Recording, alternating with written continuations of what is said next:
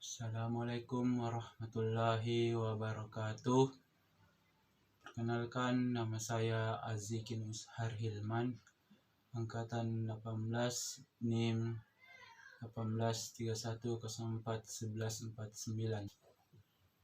Baik, langsung saja saya akan mempresentasikan materi sosiologi pendidikan jasmani dan olahraga.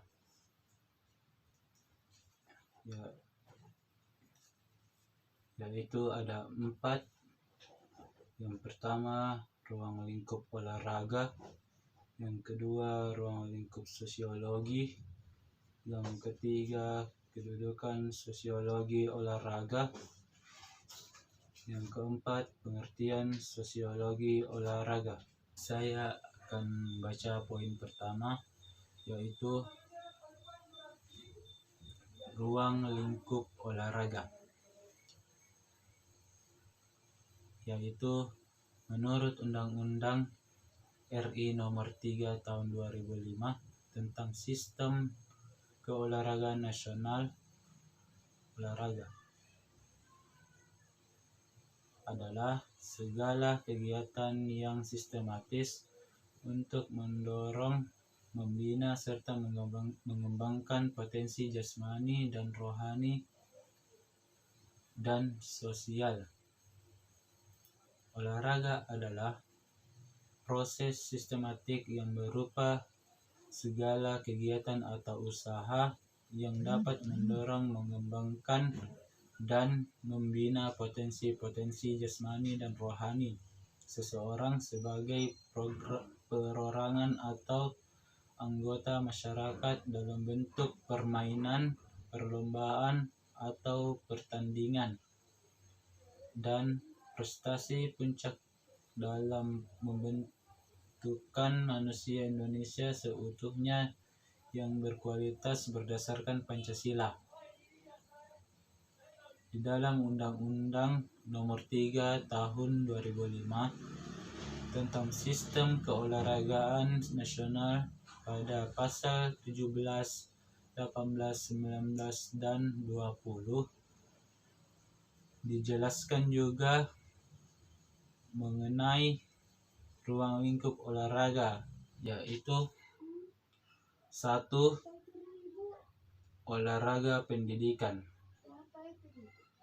Olahraga pendidikan dimulai pada usia dini pada jalur pendidikan formal yang dilaksanakan pada setiap jenjang pendidikan dan dibimbing oleh guru atau dosen olahraga dan dapat dibantu oleh tenaga keolahragaan yang disiapkan oleh setiap satuan pendidikan. 2. Olahraga rekreasi. Olahraga rekreasi dilakukan sebagai bagian proses pemulihan kembali kesehatan dan kebugaran yang dapat dilaksanakan oleh setiap orang, satuan pendidikan, lembaga, perkumpulan, atau organisasi olahraga. Yang ketiga, olahraga prestasi. Olahraga prestasi dimaksudkan sebagai upaya untuk meningkatkan kemampuan dan potensi olahragawan dalam rangka meningkatkan harkat dan martabat bangsa yang dilakukan oleh setiap orang yang memiliki bakat, kemampuan, dan potensi untuk mencapai prestasi. Olahraga prestasi dilaksanakan melalui proses pembinaan dan mengembangkan secara terencana, berjenjang, dan berkelanjutan dengan dukungan pengetahuan dan teknologi keolahragaan, serta pemerintah atau masyarakat berkewajiban menyelenggarakan, mengawasi, dan lain-lain. Baik, saya akan menjelaskan poin kedua, yaitu ruang lingkup sosiologi. Ada beberapa aspek yang dipelajari dalam sosiologi, antara lain sosiologi mempelajari hubungan timbal balik antara individu dengan individu, Sosiologi mempelajari hubungan antara individu dengan kelompok. Sosiologi mempelajari hubungan antara kelompok dengan kelompok. Yang keempat, sosiologi mempelajari karakteristik atau ciri-ciri kelompok sosial yang beragam.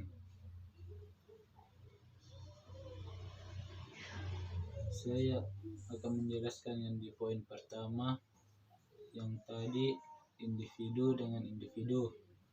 Sebagai contoh, kita melihat seorang pemimpin dan pengikut yang memiliki interaksi khas. Setiap mereka bertemu seseorang, pengikut selalu menundukkan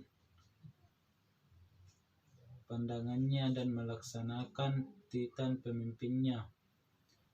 Fenomena interaksi dua orang ini sudah bisa menjadi objek kajian sosiologi.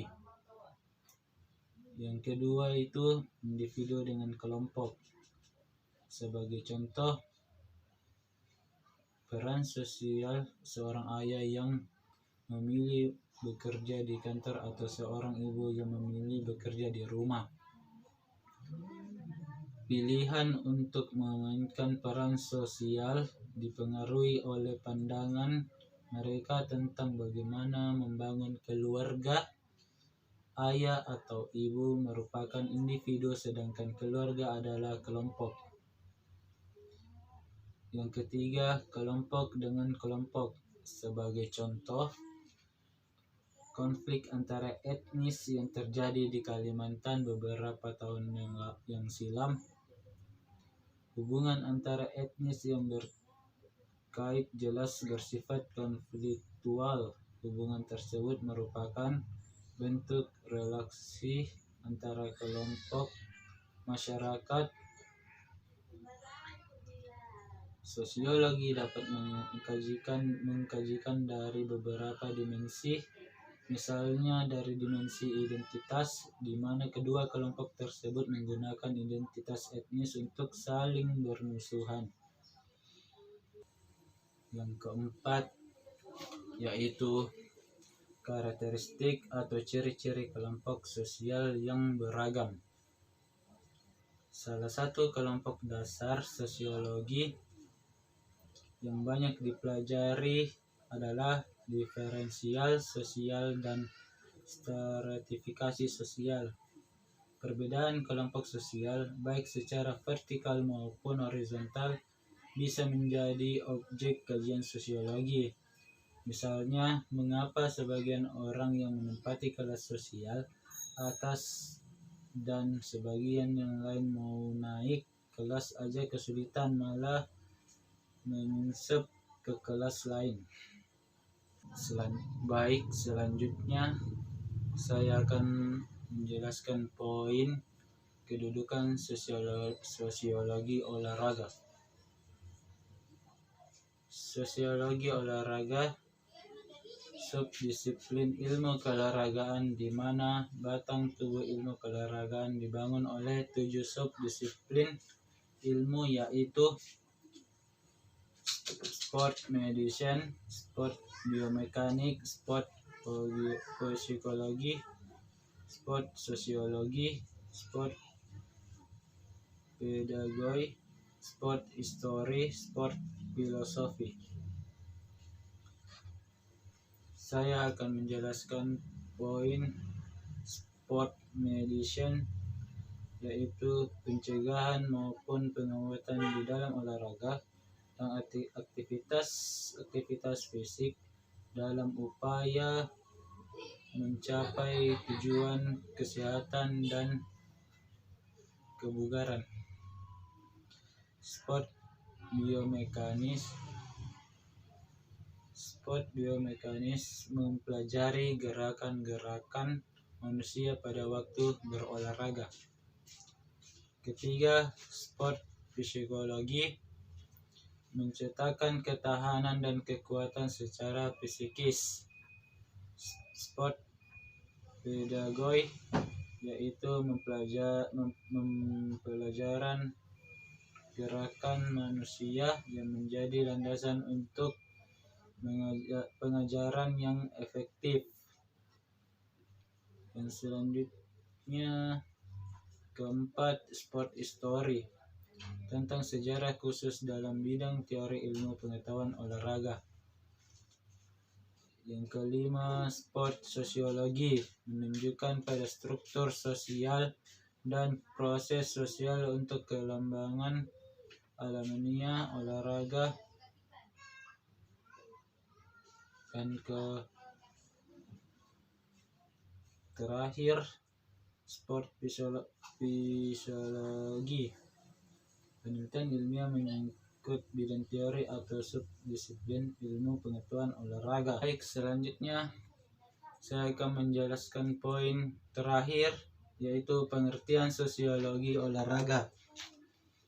Sosiologi olahraga merupakan sosiologi terapan yang dikenakan pada olahraga sehingga dapat dikatakan sebagai sosiologi khusus yang berusaha menaruh perhatian pada permasalahan olahraga. Sosiologi olahraga berupaya membahas perilaku sosial manusia, baik sebagai individu maupun kelompok dalam situasi olahraga.